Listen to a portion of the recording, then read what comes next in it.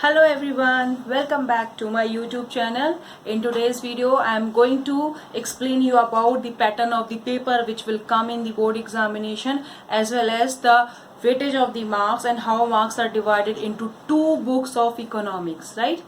Because इतने दिन से हम ये नेशनल इनकम पढ़ रहे हैं, बट जो हम पढ़ रहे हैं हमें वो पता भी तो होना चाहिए कि हमारे बोर्ड एग्जाम में वो किस तरह से आता है, कहाँ कितने क्वेश्चंस बनते हैं, किस तरह का पैटर्न होता है क्वेश्चंस का, बोर्ड किस तरह से फॉर्मेशन रखता है पेपर का, क्या सेगमेंट्स होते हैं, कितने मार्क्स के होते हैं.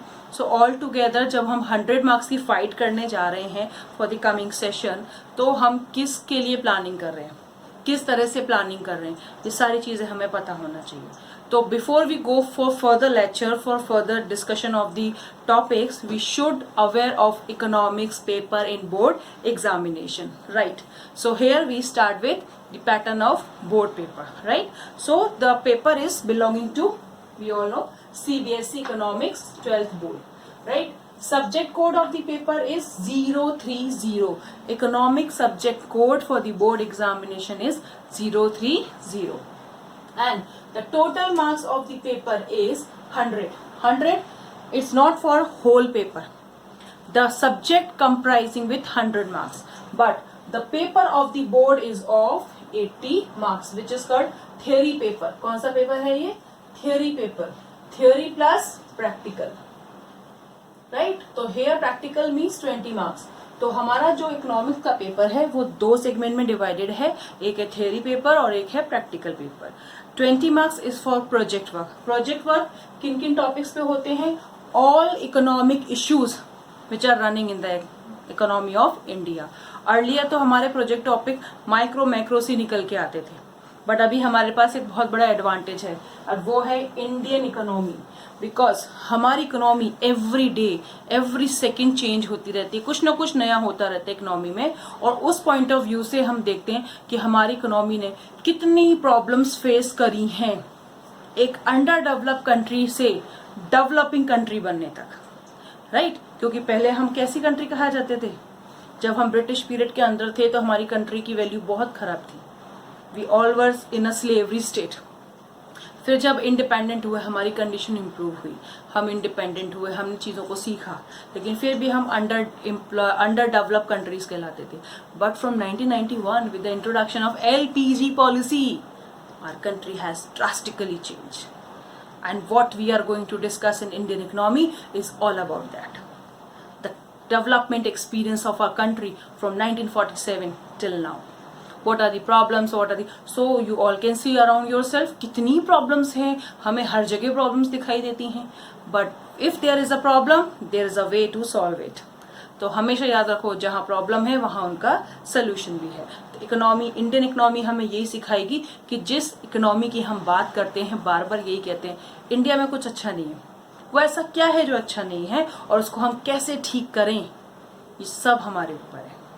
तो उस बुक में हम ये पढ़ेंगे, राइट? तो अभी हम कौन सी बुक पढ़ रहे हैं? Macro economics. So your paper is of two segment, theory and practical. 80 marks is of theory, practical is of 20 marks, for which board assign external examiner. Board अपनी तरफ से एक्सटर्नल एग्जामिनर असाइन करता है. वो आपके स्कूल में आएगा, आपसे वाइवा लेगा, आपके प्रोजेक्ट को देखेगा, आपकी quality of project, knowledge, research, experience and the way of making of your project, and most important your answering level to the questions, ये सब चेक करे जाएंगे. उसके बेसिस पे आपको 20 में से मार्क्स दिए जाते हैं. And of course we all try to give good marks to the students, because we don't want कि हमारे स्टूडेंट्स 20 मार्क्स की वजह से कहीं पे लूज कर जाए. All school try to that, but there is a duty of the student as well कि उन्हें भी इस 20 मार्क्स के रिस्पेक्ट में उसके अगेंस्ट उसकी क्वालिटी को प्रूफ करना है. तो प्रोजेक्ट वर्क हमेशा अच्छा होना चाहिए. आपकी नॉलेज को, आप जो काम करने जा रहे हो प्रोजेक्ट में, वो आपको नॉलेज दे, ऐसा होना चाहिए. It should not be like कि बस बनाना है. नो, प्रोजेक्ट हमेशा ऐसा होना चाहिए कि आपको ने कुछ नया सीखा.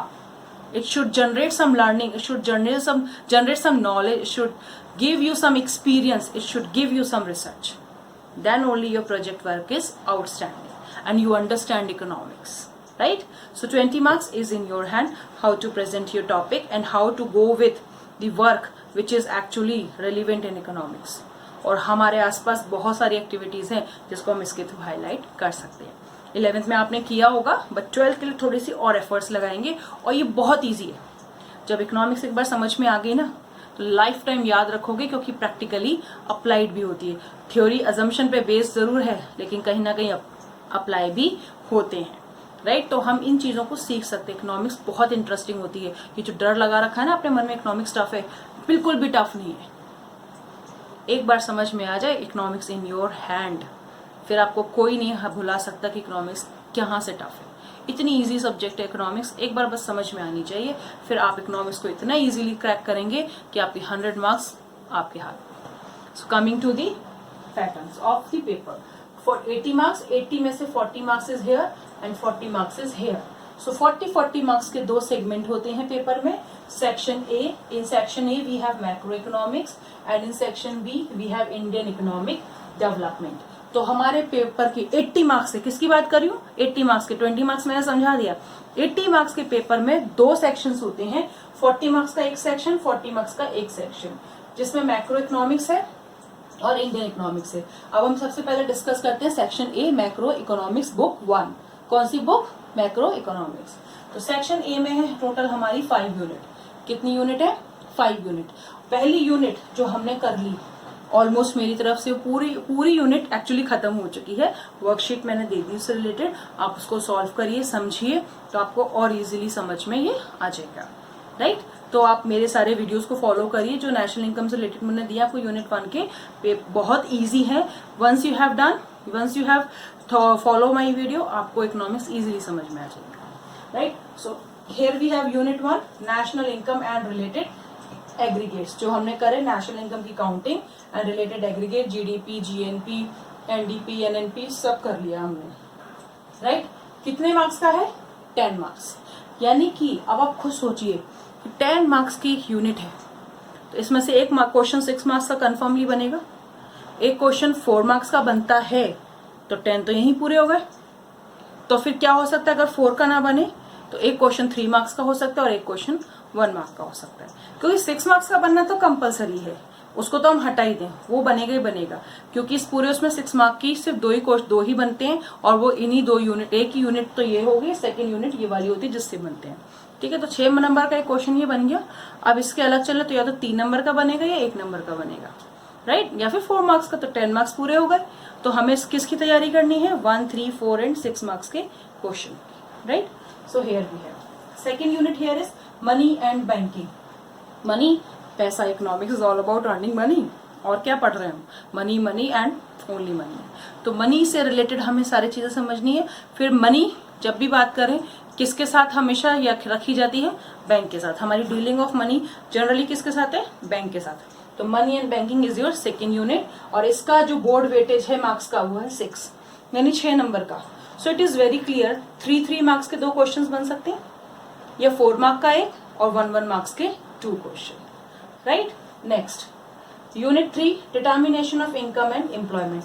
This unit is also very important unit, और इस यूनिट को पढ़ने में जो मजा आएगा ना, I can tell you right now.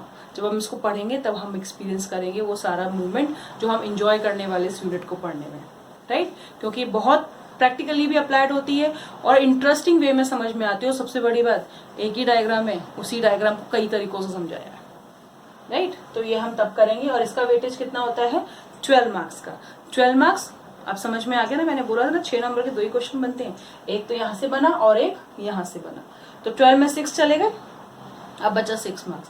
अब 6 मार्क्स से या तो एक 4 मार्क्स का क्वेश्चन बनेगा या और 1 मार्क्स के 2 क्वेश्चंस बनेंगे. तो ऑल टुगेदर 12 हो गए, या फिर 6 मार्क्स 3 एंड 3 मार्क्स के बनेंगे. तो 3, क्योंकि बोर्ड पेपर में 3 मार्क्स के 2 ही क्वेश्चन आते हैं फ्रॉम सेक्शन 1. सेक्शन ए से 3 मार्क्स के सिर्फ 2 ही क्वेश्चन आएंगे, राइट? अभी मैं बता दूंगी वो भी कि क्वेश्चन कैसे आएंगे. तो वो 3 मार्क्स के जब 2 क्वेश्चन आ रहे हैं तो बट अंडरस्टूड सी बात है, 2 क्वेश्चन यहाँ से तो नहीं देगा बोर्ड, राइट? तो हम क्या समझ सकते हैं कि एक 6 मार्क्स का हो गया, एक 4 का हो गया. कितने हो गए? 10. बच्चे 2 मार्क्स, वो कहाँ से आने वाले हैं? आप 1 मार्क के क्वेश्चन से, करेक्ट? नेक्स्ट गवर्नमेंट बजट अभी अभी हमारा बजट पास हुआ, उसके बाद लॉकडाउन हो गया। 1 अप्रैल से अप्लाई होना था बजट, तो अब हमें शायद समझ में आता कि हमें करना क्या है, बजट क्या आ रहा है, लेकिन लॉकडाउन की वजह से हम उसको नहीं देख पाए, राइट। तो अब बजट के कुछ जो सिनेरियो, जो एंट्रीम बजट पास हो उसके बाद जो फाइनल बजट आया उसमें जो चेंजेस हो सकता है मे बी आए, क्योंकि बहुत सारी चीजें अब चेंज होने वाली है, इकोनॉमी चेंज होने वाली है, इकोनॉमी परसेप्शन, एक्सपीरियंस, प्रैक्टिकली बहुत चीजें अब आपको नई सुनने और देखने को मिलेंगी, राइट। क्योंकि ये जो फेज है हमारा पूरा इकोनॉमिक स्लो डाउन भी हो गया, हम नीचे आ रहे हैं, तो इसमें हमारी प्रॉब्लम्स आने वाली है, राइट। तो government budget will be of 6 marks, again 6 marks है तो वापस से वही सेगमेंट हो गया जो इसका है। प्रोबेबिलिटी क्या बनती है, 4 मार्क का एक क्वेश्चन और 1 मार्क्स के 2 क्वेश्चन, करेक्ट। फिर नेक्स्ट आता है balance of payment. Balance of payment unit जरूर है, पर इसमें 2 चैप्टर है, एक है बैलेंस ऑफ पेमेंट और एक है फॉरेन एक्सचेंज रेट। तो हमें ये भी समझना है व्हाट इज फॉरेन एक्सचेंज और what is balance of payment. क्यों यहाँ पे फॉरेन एक्सचेंज ने लिखा, क्योंकि foreign exchange actually recorded with the help of balance of payment, इसलिए इस यूनिट का नाम हमने बैलेंस ऑफ पेमेंट ही रखा है, जबकि इसमें 2 चैप्टर्स आ जाते हैं, balance of payment and foreign exchange. इसका वेटेज कितना है, 6 मार्क्स का, तो अगेन 3 मार्क्स के 2 क्वेश्चन या फिर 4 मार्क का एक और 1 मार्क्स के 2 क्वेश्चन। तो इस तरह से हमारा macro economics section A complete होता है with 5 unit, 1 2 3 4 5, 10 marks, 6 marks, 12 marks, 6 all together 40 marks. Clear हो गया। अब ये 5 यूनिट तो यहाँ हो गई, अब चलते हैं बाकी की बची यूनिट, क्योंकि टोटल हमारे पास जो आने वाली है एग्जाम में वो है 8 यूनिट। 5 यूनिट यहाँ से आ गई, अब 3 यूनिट यहाँ से आएंगी। कहाँ से आएंगी, इंडियन इकोनॉमी। इन 5 यूनिट में हमारे कई सारे चैप्टर्स बनते हैं, हर चैप्टर को मिला के 5 यूनिट बनी। अब आते हैं हम इंडियन इकोनॉमिक्स सेक्शन बी, यानी कि नेक्स्ट 40 पार्ट। 40 मार्क्स का ये पार्ट डिस्कस हो गया, अब नेक्स्ट 40 मार्क्स ये किससे आ रहे हैं, इंडियन इकोनॉमिक्स डेवलपमेंट, यानी हमारी इकोनॉमी ने 1947 से अब तक क्या क्या देखा, क्या क्या सीखा, क्या क्या हमने चेंज किया और किस तरह से हमारी ग्रोथ बढ़ी, वो सब हम यहाँ पर समझेंगे। तो यूनिट 6 क्या है, डेवलपमेंट एक्सपीरियंस 1947 टू 1990। देखो ईयर दिया हुआ है 1947 टू 1990, ये वो फेज है जब इंडिया इंडिपेंडेंट हुई और उसके बाद जो प्रॉब्लम हमने फेस करी after division of India and Pakistan, वो सबसे बड़ी प्रॉब्लम थी। क्यों, क्योंकि हमारी फर्टाइल लैंड, हमारी मेजर रिसोर्सेज सब पाकिस्तान चले गए। इंडिया के पास बहुत थोड़ा था, लेकिन उसी मिनिमम रिसोर्सेज से maximum utilization is economic theory, तो हमने वही अप्लाई किया। Minimum resources maximum utilization, planning शुरू हुई, प्लानिंग पीरियड शुरू हुआ, हमने प्लानिंग सेटअप स्टार्ट किया और 90 तक जो जो हमने अचीव किया वो डिस्कशन है इसमें। उसके बाद economic reform, LPG, liberalization, privatization, globalization 1991 जो आया था वो किसकी वजह से आया था, द ग्रेट इकोनॉमिस्ट कौन थे, प्राइम मिनिस्टर भी रहे हैं इंडिया के, और ये पहले हैं जो प्राइम मिनिस्टर भी रहे हैं, फाइनेंस मिनिस्टर भी रहे हैं। प्राइम मिनिस्टर थे आज के टाइम में और फाइनेंस मिनिस्टर थे उस टाइम पर, यस, डॉक्टर मनमोहन सिंह। उन्हीं के फाइनेंस मिनिस्ट्रीशिप में एलपीजी पॉलिसी 1991 इंट्रोड्यूस हुई थी, राइट। तो इस मॉडल ने हमारी इकोनॉमी को बिल्कुल ही बदल दिया। 10 साल में 1991 के बाद 10 इयर्स में हमारी कंट्री अंडर डेवलप से डेवलपिंग कंट्री बन गई, right? So here we have 3 chapters along together in the first unit of Indian economy, which is known as 6th unit for whole economics, right? तो हम क्या कह सकते हैं, फर्स्ट यूनिट है इंडियन इकोनॉमी का, बट 6th यूनिट है पूरी इकोनॉमिक्स का, सेक्शन बी का नेक्स्ट पार्ट। 6th यूनिट, ये 3 चैप्टर आए, कितने मार्क्स के हो गए, 12 नंबर के।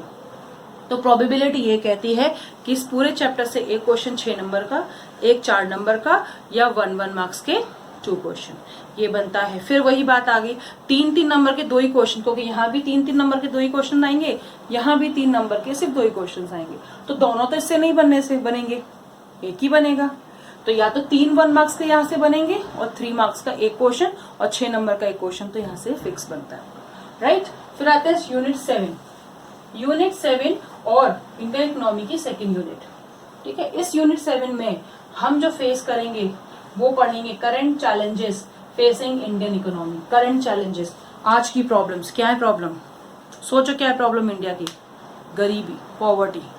दूसरा अनएम्प्लॉयमेंट फेस कर रहे हैं ना अब हम, अभी जो इकोनॉमिक स्लो डाउन चल रहा है हमारे लॉकडाउन की वजह से, इसकी जो आउटकम आएंगे वो रिसेशन में कन्वर्ट हो सकते हैं और it may be a reason of severe unemployment in the country to.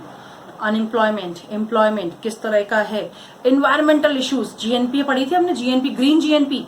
Green GNP का कंसेप्ट क्या था, जब हम इकोनॉमिकल इकोलॉजिकल डिग्रेडेशन को निकालते हैं तब ग्रीन जीएनपी है, क्योंकि वो सस्टेनेबल डेवलपमेंट के ऊपर ही मेजर की जाती है, राइट। तो यहाँ तक हुआ हमारा। अब इसमें और कौन कौन सी प्रॉब्लम है, रूरल डेवलपमेंट, क्योंकि पॉवर्टी जब आती है वो तो आती है, दोनों जगह से आती है, अर्बन रूरल, पर हमारी इकोनॉमी क्या है, रूरल इकोनॉमी। क्यों, क्योंकि आज भी कंट्री की बैकबोन क्या है, एग्रीकल्चर। तो agriculture means rural India, means rural economy. तो रूरल चैलेंज है हमारी कंट्री का आज के टाइम में, रूरल इकोनॉमी।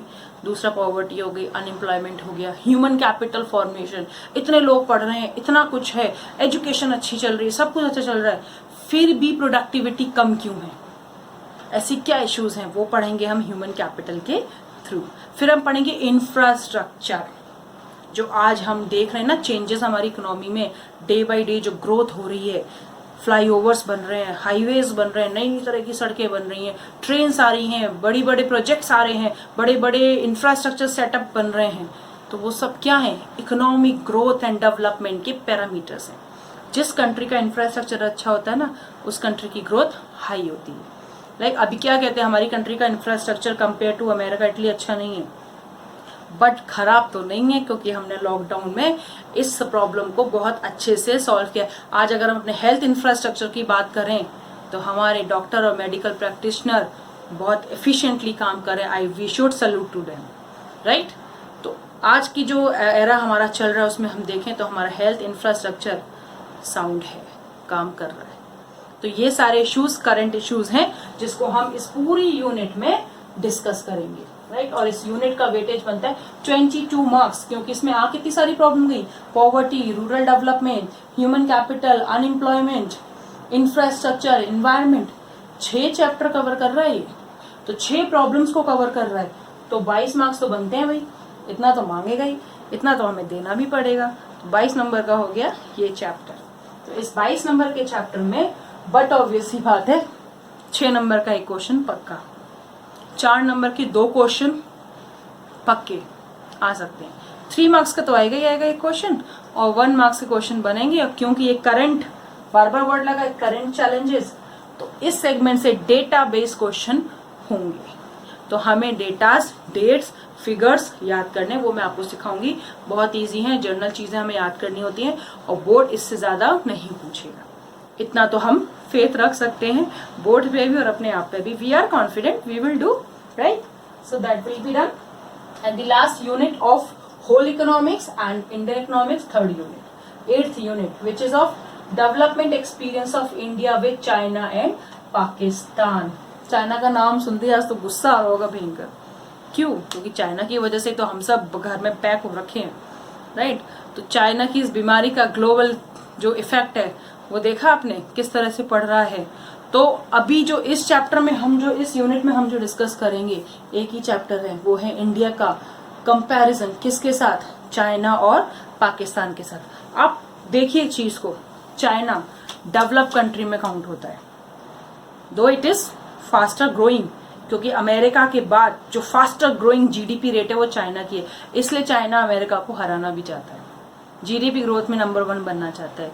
जो मेरे पास डेटा है, मैं आपको जब ये पढ़ाऊंगी, मेरे पास एक चार्ट है जो अभी रिसेंटली 10 डेज बैक हमारे उसमें आया था न्यूज़पेपर में, कि फर्स्ट जो जीडीपी ग्रोथ रेट में है वो अमेरिका है और सेकंड चाइना है जीडीपी ग्रोथ रेट में। तो उसको कंपेयर कर रहे हैं हम चाइना को अपने से, क्योंकि हमारी नेबर कंट्री क्या है, चाइना और पाकिस्तान। हम बात करें अपने टॉप पे, अपने सिर पे जो 2 लोग बैठे हुए हैं हमें परेशान कर रहे हैं, हमारे सिर में जो 2 लोग हेडेक क्रिएट कर रहे हैं, वो इधर पाकिस्तान और इधर चाइना, इन दोनों ने मिलके ना हमारा सिर दर्द बढ़ा रखा है। तो इन 2 के साथ ही हमारा क्या है, कंपैरिजन, क्योंकि दोनों हमारे क्या है, नेबर। और नेबर कैसे होते हैं, जरूरत के वक्त काम भी आते हैं। तो इनकी हमें जरूरत भी है और इनसे हमें प्रॉब्लम भी है, राइट। तो ये दोनों चीजें हमें यहाँ पे देखनी है।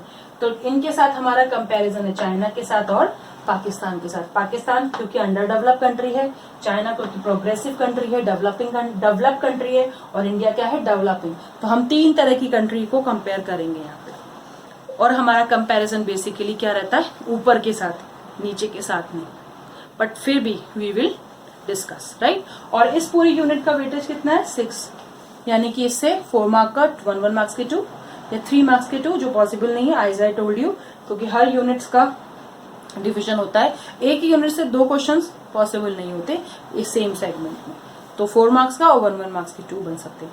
या कुछ सरप्राइजिंगली अलग हो गया तो 6 नंबर का पूरा क्वेश्चन इसी से बन जाएगा, क्योंकि ये टॉपिक थोड़ा सा इंटरेस्टिंग भी है। कंपैरेटिव ये डेटा बेस्ड है, टेबल बेस्ड है, right. So this is all about what we are going to have in our board paper. 40 marks macro, 40 marks Indian, 5 unit weightage of the paper, 3 unit weightage of the paper, और इसमें total है 10 chapter, इसमें total है 11 chapter जो हम discuss कर रहे हैं, right. 20 marks project work, 80 marks, all together 100 marks का आपका बोर्ड का टोटल मार्क्स है माइक इकोनॉमिक्स का, बट जो बोर्ड पेपर है वो 80 मार्क्स का है। समझ में आया यहाँ तक?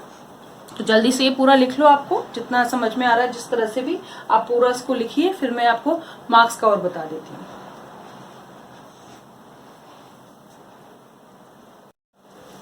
So have you written that chart? All right. Now we are going for the pattern of questions which are coming in your board examination. Macroeconomics section 1 5 unit. उस 5 unit से 1 मार्क्स के बनेंगे 10 क्वेश्चंस, और इस 1 मार्क के question में जो speciality है वो ये है, इसमें आएंगे आपके एमसीक्यूज टाइप्स, यानी 4 ऑप्शंस के साथ। दूसरे क्वेश्चन का पैटर्न इसमें है मैचिंग। मैचिंग में भी एमसीक्यूज हो जाते हैं, क्योंकि आपको मैचिंग करके अवेलेबल ऑप्शन से एक मैचिंग का सेगमेंट टिक करना होता है। फिर आता है true and false based question, इसमें रीजनिंग बेस्ड क्वेश्चन इसमें, और इसके साथ आपको इसमें मिलेंगे fill ups type of question as well, and 1 line answer based question also. तो 5 तरह के क्वेश्चन का सेगमेंट है 1 मार्क्स में भी। कि कौन कौन से हो गए, MCQs, second matching type, matching column A and B, logic reasoning type, right. उसके बाद true and false, third one, fill ups, fourth one, and the fifth one is 1 line answer, right. So here we have 1 marks 10 question from macroeconomics, 1 marks 10 question from Indian economics, all together 20 marks question in paper from both the segment. Total मिला के कितने question बनते हैं 1 marks के, 20। 1 marks के 20 questions from both the segment in total, 10-10 दोनों में separately, पर 1 मार्क्स के ऑल टुगेदर 20। नेक्स्ट 3 मार्क्स का 2 क्वेश्चंस, 3 मार्क्स के 2 क्वेश्चंस कितने हो गए बेटे, 6 नंबर। इसमें भी 3 मार्क्स के 2 क्वेश्चन, वेटेज होते हैं 6 नंबर। इसलिए मैंने आपको कहा कि पूरे बोर्ड पेपर में एक सेक्शन से 3 मार्क्स के 2 ही क्वेश्चन है, तो अंडरस्टूड सी बात है कि एक यूनिट से दोनों क्वेश्चन 3-3 नंबर के नहीं हो सकते, राइट। अभी तक तो यही है जो एक्सपीरियंस मेरा कहता है, आगे पता नहीं बोर्ड अगर कुछ करे नया तो, right. So this is what we are going to have. 3 marks के 2 क्वेश्चन, 3 मार्क्स के 2 क्वेश्चन, 6 + 6 बिकम 12। तो total weightage of 3 mark question is of 12। 4 question आएंगे, 2 इसमें से, 2 इसमें से। फिर 4 नंबर के 3 क्वेश्चन मैक्रो से, और 4 नंबर के 3 क्वेश्चन इंडियन इकोनॉमिक्स से, दोनों 12-12 मार्क्स के, इन टोटल 24 मार्क्स के। तो 24 मार्क्स के ऑल टुगेदर पेपर में बनेंगे।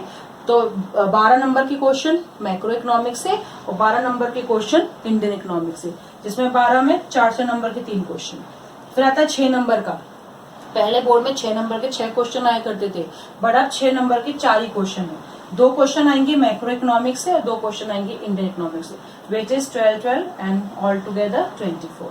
तो अगर हम इन सबको टोटल करें तो हमारा बनता है 80 मार्क्स का ये पेपर। कितना बना, 80 मार्क्स का पेपर, जिसमें से 20 नंबर के 1 मार्क के क्वेश्चन, 12 नंबर के 3 मार्क के क्वेश्चन, 24 नंबर के 4 मार्क के क्वेश्चन, एंड 24 नंबर के ही हो गए 6 मार्क के क्वेश्चन, राइट। तो ये सारे सेगमेंट्स हमारे पास बनते हैं इस तरह से। तो 1 नंबर के, 3 नंबर के यानी 4 क्वेश्चंस, 4 मार्क्स के 6 क्वेश्चन, 3 + 3 और 24, 6 मार्क्स से 4 क्वेश्चन, तो ये बन गए 80 मार्क्स का। अब जो क्वेश्चन बने 17 क्वेश्चन आएंगे, क्योंकि 10 नंबर के 1 नंबर के 10 क्वेश्चन, 3 नंबर के 2, 4 नंबर के 3 और 6 नंबर के 2, तो टोटल बन गए 17 क्वेश्चन इससे, 17 क्वेश्चन इससे, और पूरे पेपर के हो गए 34 क्वेश्चंस।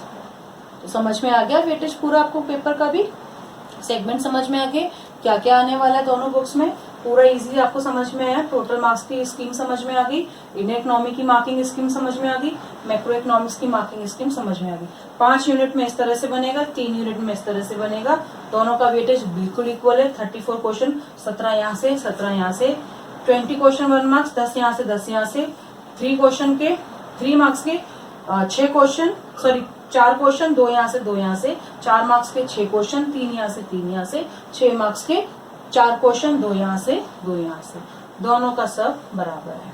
टोटल 8 यूनिट इस तरह से डिवाइडेड है 40-40। So you just write down, this is all about today session. मैंने आपको आज के कंसेप्ट में से एग्जाम का पेपर पैटर्न और किस तरह से ब्लूप्रिंट टाइप का मैंने आपको समझाया है, जिससे आपको तैयारी करने का एक रास्ता मिल जाए कि मुझे इस सेगमेंट से इतने नंबर का इस तरह से तैयार करना है। This type of pattern will definitely help you in cracking of your board examination with 100% marks. Yes, that's all we are going to do, right. तो जल्दी से इस पूरे को तैयार लिख लीजिए, समझ लीजिए, आपको इसी की तैयारी करनी है।